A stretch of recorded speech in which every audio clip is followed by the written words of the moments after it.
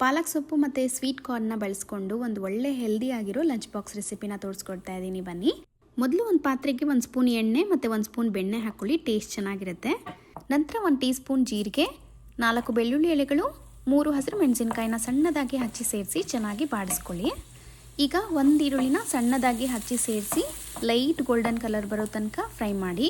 ರುಚಿಗೆ ತಕ್ಕಷ್ಟು ಉಪ್ಪು, ಸ್ವಲ್ಪ ಅರಿಶಿನ, ಅರ್ಧ ಟೀ ಸ್ಪೂನ್ ಆಗೋಷ್ಟು ಧನಿಯಾ ಪುಡಿನ ಹಾಕಿ ಚೆನ್ನಾಗಿ ಮಿಕ್ಸ್ ಮಾಡ್ಕೊಳ್ಳಿ. ಈಗ ಇದಕ್ಕೆ ಫ್ರೆಶ್ ಸ್ವೀಟ್ ಕಾರ್ನ್ ಹಾಕ್ಕೋತಾ ಇದ್ದೀನಿ.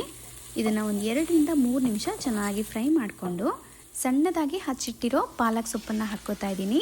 ಈ ಪಾಲಕ್ ಸೊಪ್ಪು ನೀರು ಬಿಟ್ಟು ಹಿಂಗೋವರೆಗೆ ಚೆನ್ನಾಗಿ ಬೇಯಿಸ್ಕೋಬೇಕು, ಒಂದು 5 ರಿಂದ 6 ನಿಮಿಷ.